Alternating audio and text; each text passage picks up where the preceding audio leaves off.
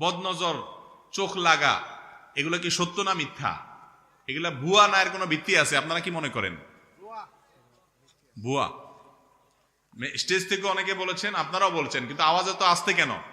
কেউ কারোর দিকে বদনজর এ তাকাইলে তার ক্ষতি হয়, হ্যাঁ? এই বদনজর বা নজর লাগা, চোখ লাগা যেটাকে আমরা বলি, এটা কি ভুয়া না এর কোনো ভিত্তি আছে? নারায়ে তাকবীর, সব ভুয়ার পক্ষে।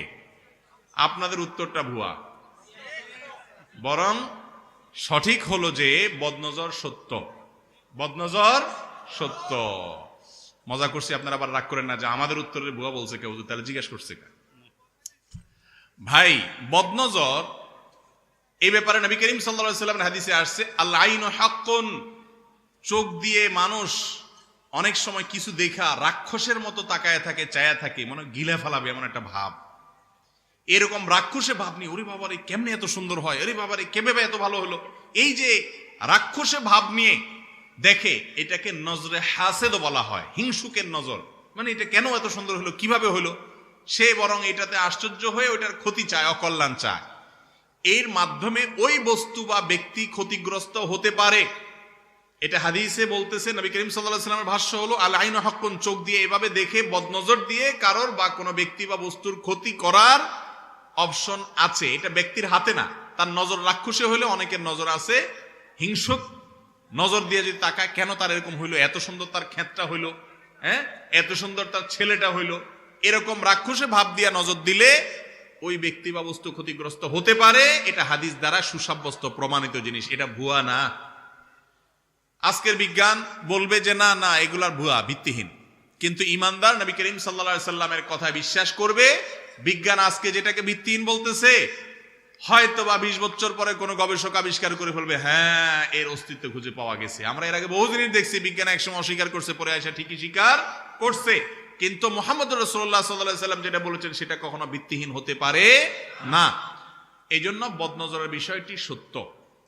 এখন কথা হলো, তাহলে আমরা কি করব? চোখে কি আমরা সব টেপ দিয়ে রাখবো যদি বদনজর হয়ে যায়? উত্তর হলো, কোন বস্তু, কোন ব্যক্তি, একজনের ছোট শিশু আনছে, আপনি দেখে বলতেছেন এত সুন্দর, এটা দেখে আপনার কাছে খুব অবাক লেগেছে, আপনি খুব আশ্চর্য হয়েছেন, সাথে সাথে আপনি যদি তাবারাকাল্লাহ পড়েন, মাশাআল্লাহ বলেন, মাশাআল্লাহ তাবারাকাল্লাহ বলেন, ইনশাআল্লাহ এই নজরে তার কোনো ক্ষতি হবে না, হাদিসে আসছে। আর যদি মনে হয় কারোর নজর লাগছে, এটা আমি আমার কথা বলতে পারি ব্যক্তিগতভাবে, আমার জীবনে আমি দেখেছি বদনজর কিভাবে লাগে। একজন মানুষ, সে একটা মন্তব্য করছে এবং তার নজর লাগছে, সে খুব আশ্চর্য হয়ে তাকাইছে, রাক্ষসের মতো তাকাইছে, এরকম মনে হয়েছে, ঠিকই পরবর্তীতে ক্ষতিগ্রস্ত হয়েছে। বাচ্চাদের ব্যাপারে এটা একটু বেশি হয়, অন্যদের ব্যাপারেও হয়। এই বদনজর যদি লাগা যায়, কথার কথা উনি আমার কোন একটা জিনিস দেখা খুব বেশি অবাক হয়ে, আশ্চর্য হয়ে, রাক্ষসের মতো চায়া রইছে, নজরে হাসেদ বা হিংসুকের নজর দিয়া দেখছে, তখন এর মাধ্যমে যদি আমি ক্ষতিগ্রস্ত হই, কথার কথা আমার অসুখ হয়ে গেল, সুন্নাত হলো ওই ব্যক্তির কাছ থেকে পানি পড়া নেওয়া।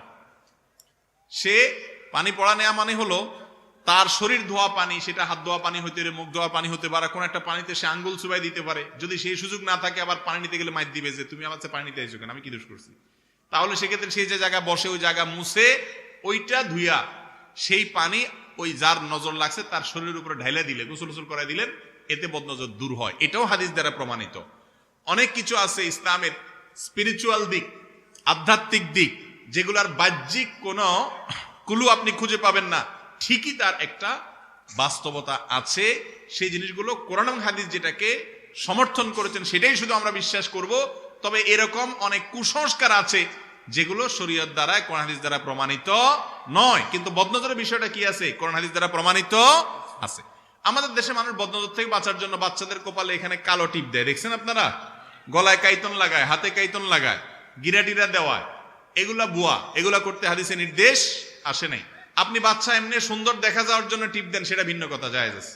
কিন্তু টিপ দিছেন এই জন্য যে তাহলে মুখ লাগবে না, এটা ভুল। ক্ষেতের মধ্যে অনেকে দেখবেন যে ওই যে মাটির পাতিলের তলাতে কালি লাগাই দিয়া ঝুলায় রাখে, কেন জানে? বদনা না লাগে। কেন করে এটা? এই জন্য করে যে ক্ষেতের ফসল দেখে তার খুশি হয়ে আসে, রাক্ষসে ভাব নিয়ে তাকাবে, বদনজর দিবে, গিলে ফেলবে, খাই খাই ভাব নিয়ে তাকায় থাকবে, এটা যেন করতে না পারে। এই জন্য ওই পাতিলের তলায় কালি দিয়া, যে তুই কালি দেখ, কালি দেখলে তোর আশ্চর্য লাগবে থেকে মুড নষ্ট হয়ে যাবে, বদনজর দিতে পারবে না। এ হলো আমাদের বুদ্ধি, কিন্তু এটা হাদিসে বলা হয় নাই।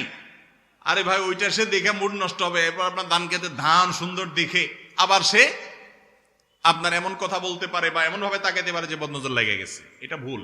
অনেক সময় দেখা যায় হাড্ডি ঝুলায় রাখে, দেখছেন নি আপনারা, গরুর হাড্ডি, চোয়ালের হাড্ডি ঝুলায় রাখে যে বদনজর না লাগে। এগুলোর সব আমাদের মন গড়া। বদনজর সত্য ঠিক আছে, কিন্তু বদনজর লাগলে কি করবেন সেই পরামর্শ হাদিসে দেওয়া আছে। বুদ্ধি হলো আপনার খেতে মাশাআল্লাহ তাবারাকাল্লাহ লিখে ছোট ছোট কয়েকটা সাইনবোর্ড লাগাই দেন পুরা ক্ষেতের মধ্যে। যদি খেতে মানুষের বদনজর লাগবে বলে মনে হয়, এটা লাগাই দেন। এটা লাগাই দিলে ওই লোক যদি ওইটা পড়ে, তাহলে এরপরে সে যতই তাকাক বদনজর লাগবে না। কথা কি বুঝাতে পারছি? আল্লাহ তাআলা আমাদের তৌফিক দান করুন। আমরা অনেক সময় দেখা যায় নতুন গাড়ি কিনছি, হুজুর আইনা, আমরা অন টাইমে বিশ্বাসী সব, এখন লং টাইমে আমরা বিশ্বাসী না। হুজুর আনছে, হুজুর বসেন, খতম টতম পড়ে ট্রাক, নতুন ট্রাক কিনছি, পয়সা দোয়া দরুদ করে দিয়ে যান, শেষ, আর বন্ধন লাগবে না, একবারে শেষ করে ফেলছি। না ভাই, এটা সিস্টেম না। ট্রাকের গায়ে মাশাআল্লাহ তাবারাকাল্লাহ লিখে দেন, এবং বদনজরকারী যাতে দেখে ওইটা একটু পড়ে, ওইটা একবার যদি সে পড়ে যতই তাকাক বদনজর লাগবে না। তাহলে বদনজরের বিষয় আমাদের পরিষ্কার হয়েছে তো ইনশাআল্লাহ। এরপরে প্রশ্ন হলো, মা বাবার বদদোয়াও যে কবুল হয় তা যদি সংক্ষেপে বলতেন। মা বাবার বদদোয়া ও কবুল হয় কি? মা বাবার বদদোয়া তো সবচেয়ে বেশি কবুল হয়। যাদের দোয়া বেশি কবুল হয় তাদের বদদোয়াও বেশি কবুল হয়। মা বাবার দোয়া হলো পৃথিবীর সবচেয়ে পাওয়ারফুল দোয়া। পাওয়ারফুল দোয়া, যে দোয়াগুলো আল্লাহ তাআলা ফিরিয়ে দেন না, সেই দোয়াগুলোর মধ্যে শীর্ষ স্থানে আছে মা বাবার দোয়া। সন্তানের জন্য যদি দোয়া করে, সেই মা বাবার সাথে যদি কেউ বদদোয়া বেয়াদবি করে, মা বাবার হক নষ্ট করে, মনে কষ্ট দেয়, আল্লাহর জমিনে এর চাইতে বড় কপাল পোড়া আর হতে পারে না। মা বাবা বদদোয়া দিয়া মুখ দিয়ে কিছু বলা লাগবে না, অন্তর থেকে শুধু দুঃখ প্রকাশ করবে, ব্যথা পাইছেন সেটার কথা অন্তরে তার হাজির হবে, এতেই বদদোয়া লেগে যাবে। এই ছেলে দুনিয়াতে অনেক কিছু ঘটাতে পারে, এক সময় ঠিকই ওর অপদস্থ হতেই হবে। বালআম বাউরের ঘটনা আপনারা অনেকে জানেন, আমি এখন সেদিকে যাব না।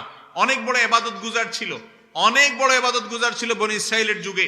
তার মা ডাক দিছে, পাত্তা দেয় নাই, ইবাদত বন্দেগীতে মশগুল আছে, মার কথার পাত্তা দেয় না, শুনছেও না, শোনার ভান করে আছে।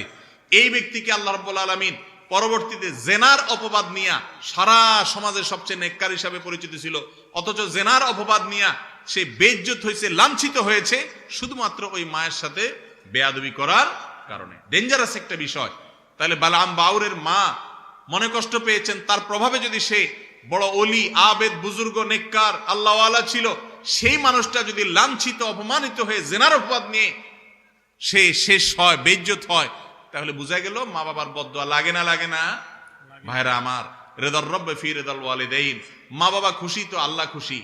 ওয়া সাখাতুর রব্বি ফি সাখাতিল ওয়ালিদাইন, মা বাবা নাখোশ তো আমার আল্লাহ নাখোশ। আল্লাহর ওয়াস্তে মা বাবাকে অসন্তুষ্ট করবেন না ভাইরা। হয়তো আপনার মা অশিক্ষিত, আপনার বাবা কিছু বোঝে না, হয়তো তাদের এত সেন্স টেন্স নাই, দুই একটা ধমক দিলে কিছু বলবেও না, ভাইরে তারপরে এই কাজটা করবেন না। যেদিন হারিয়ে ফেলবেন, এরপরে হুজুরদের কাছে দৌড়াবেন, হুজুর মা বাপের হক নষ্ট করছি, এখন তো মারা গেছে, কি করবেন? রাস্তা রাস্তায় ঘুরবেন, আর কোনো সুযোগ সেরকম হয়তো থাকবে না। এই জন্য মা বাবার বদদোয়াটা খুবই ডেঞ্জারাস। আল্লাহ বলেছেন, ফালা তাকুল্লাহুমা উফফিন ওয়ালা তানহারহুমা ইম্মা ইয়াবলুগান্নাকাল কিবারা ইনদাকা আহাদুহুমা আও কিলাহুমা। তোমার মা বাবার উভয় অথবা যে কোনো একজন যদি বৃদ্ধ বয়সে যায়, বৃদ্ধ বয়সে গেলে তাদেরকে ধমক দিয়ে কথা বলিও না। আল্লাহ বৃদ্ধ বয়সের কথা কেন বলছেন? কারণ জোয়ান বয়সে মা বাবার সাথে ধমক দিয়ে কথা বললে তো মা বাপ নিজেই কান মেলে সাইজ করে দিব, এটা আল্লাহ জানে। বুড়া হয়ে গেছে বেচারা, ইনকাম না, রুজি নাই, আপনার রুজির উপরে সে নির্ভরশীল, এই জন্য কিছু বলতেও পারে না। আর বয়স হয়ে গেলে অনেক উল্টাপাল্টা কথা বলে, মাথা বুদ্ধি পুরাপুরি কাজ করে না, এগুলা দেখেও সহ্য করতে হবে। মা বাবা উল্টাপাল্টা করবে, কিন্তু বলা যাবে, শুধু সয়ে যেতে হবে যদি জান্নাত যেতে চান। চেষ্টা করবো তো ইনশাআল্লাহ। আল্লাহ তাআলা আমাদের তৌফিক দান করুন।